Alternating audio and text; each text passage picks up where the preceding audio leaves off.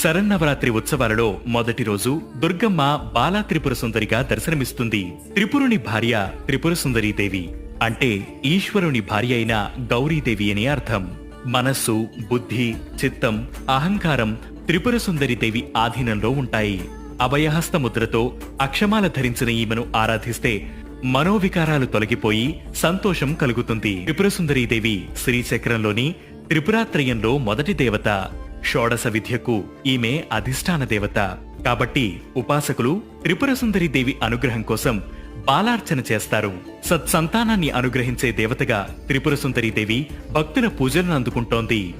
ఈ రోజు 2 నుంచి 10 ఏళ్లలోపు బాలికలను అమ్మవారి స్వరూపాలుగా పూజ చేసి కొత్త బట్టలు పెట్టాలి. ఓం ఐం హ్రీం శ్రీం బాలా త్రిపుర సుందరియే నమః అనే మంత్రాన్ని 108 సార్లు జపించాలి.